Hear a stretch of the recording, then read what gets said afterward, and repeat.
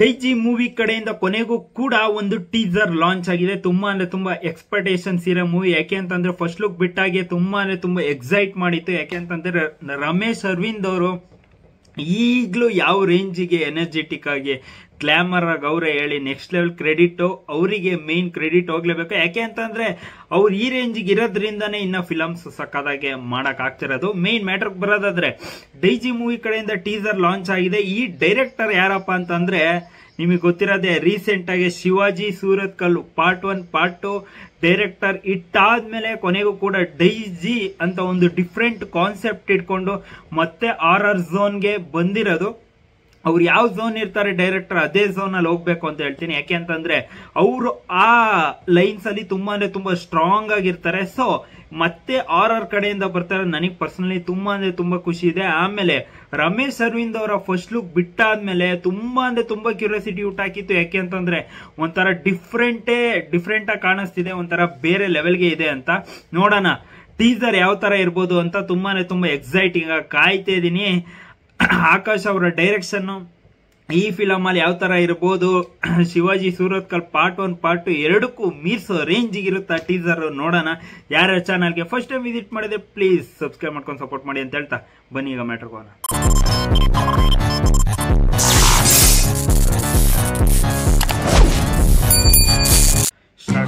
ಡೈಜಿ ಅವನು ಪ್ರೇತಾತ್ಮಗಳಿಗೆ ದೈವ.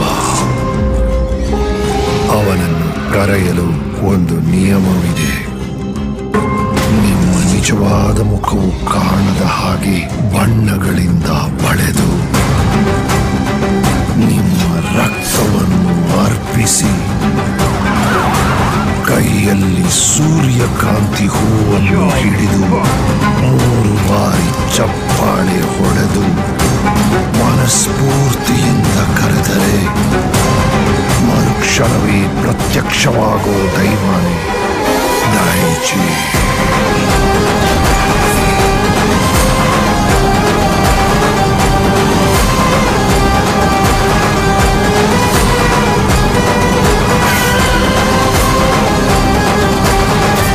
ಆದರೆ ಅವನು ಬಂದಾಗ ಒಂದು ಒಪ್ಪಂದ ಇರುತ್ತೆ.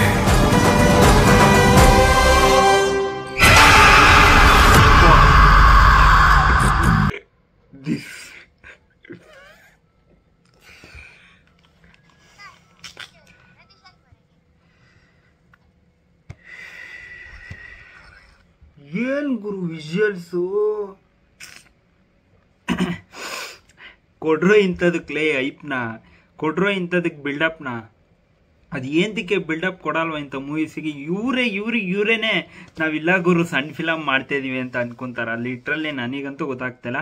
ಯಾಕೆ ಅಂತ ಹೇಳ್ತೀನಿ ಕೇಳಿ.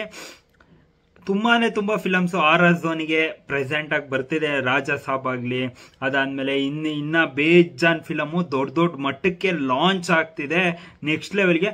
ಅದಕ್ಕೂ ಕಂಪ್ಯಾರಿಸನ್ ಮಾಡಿದ್ರೆ ಇದು ಯಾವ ಮೂಲೆಗೂ ಕಮ್ಮಿ ಇಲ್ಲ ಅಂತ ಹೇಳ್ತೀನಿ. ಈಗ ಬರ್ತಿರೋ ಜಾನರ್ ಆರ್ಆರ್ ಮೂವೀಸ್ಗೆ ಕಂಪೇರ್ ಮಾಡಿದ್ರೆ.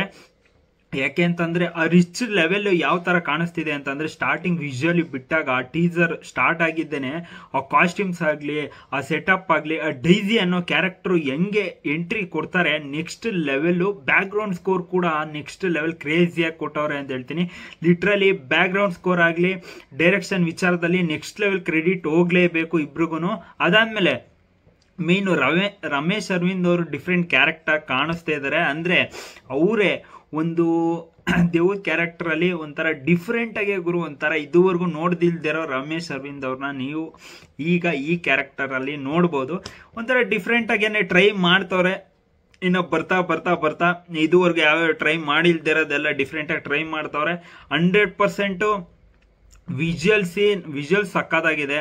ಅದಾದ್ಮೇಲೆ ಎಲ್ಲೂ ನಿಮಗೆ ಒಂಥರ ಮಜಾ ಇಲ್ಲ ಗುರು ಅನ್ನೋ ರೇಂಜ್ ಇರ್ಲಿಲ್ಲ. ಎಲ್ಲಾ ಕಡೆ ಸೀನ್ಸ್ ಸಕ್ಕತ್ತಾಗಿ ಮ್ಯಾಚ್ ಆಗಿದೆ. ಅದಾದ್ಮೇಲೆ ಪ್ರಾಪರ್ ಆಗಿ ಏನೋ ಹೇಳಕ್ ಹೊರಟಿದ್ದಾರೆ ಅಂತ ಕಾಣಿಸ್ತಿದೆ ಟೀಸರ್ ಅಲ್ಲಿ.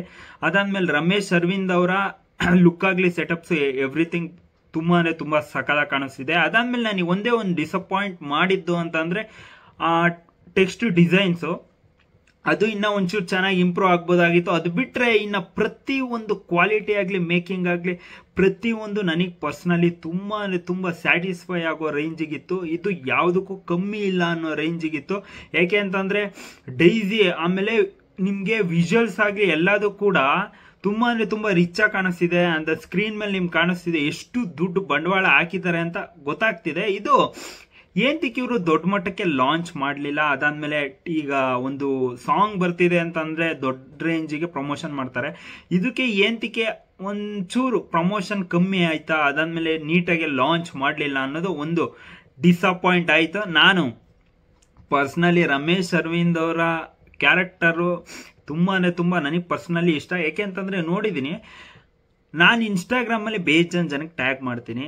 ಆದರೆ ಟ್ಯಾಗ್ ಮಾಡಿರೋದನ್ನ ಸ್ಟೋರಿಗೆ ಬಂದು ನೋಡೋ ಅಂತ ಒಬ್ಬ ಮೇನ್ ಕ್ಯಾರೆಕ್ಟರು ಅಂದರೆ ಎಷ್ಟು ಹಂಬಲ್ ಆಗಿರೋ ಕ್ಯಾರೆಕ್ಟರ್ ಅಂತಂದರೆ ಮೇನ್ ಅಂತ ದೊಡ್ಡ ಆ್ಯಕ್ಟರ್ ಆಗಿದ್ರು ಕೂಡ ನೀವು ನಂಬ್ತಿರೋ ಬಿಡ್ತಿರೋ ಇನ್ಸ್ಟಾಗ್ರಾಮಲ್ಲಿ ಅಷ್ಟು ಫಾಲೋವರ್ಸ್ ಇಲ್ಲ ನನಗೆ. ಆದರೂ ಕೂಡ ಬಂದು ಸ್ಟೋರಿಗೆ ಬಂದು ಲೈಕ್ ಮಾಡಿ ಹೋಗಿದ್ದಾರೆ. ನಾನು ಅದನ್ನು ಹೈಲೈಟ್ಸ್ಗೂ ಹಾಕಿದ್ದೀನಿ. ಹೋಗಿ ನನ್ನ ಇನ್ಸ್ಟಾಗ್ರಾಮ್ ಚಾನಲಲ್ಲಿ ಚೆಕ್ಔಟ್ ಮಾಡಿ ಡಿಸ್ಕ್ರಿಪ್ಷನಲ್ಲಿ ಲಿಂಕ್ ಹಾಕಿರ್ತೀನಿ ನನ್ನ ಚಾನಲ್ದು. ತುಂಬಾ ನನಗೆ ಪರ್ಸ್ನಲಿ ಖುಷಿ ಆಗುತ್ತೆ. ಯಾಕೆ ಅಂತಂದರೆ ಒಂದು ದೊಡ್ಡ ಹೀರೋ ನಮ್ಮಂಥ ಚಿಕ್ಕ ಚಾನಲ್ ಸ್ಟೋರಿ ನೋಡೋದು ನನಗೆ ಪರ್ಸ್ನಲಿ ತುಂಬ ಇಷ್ಟ ಆಗುತ್ತೆ.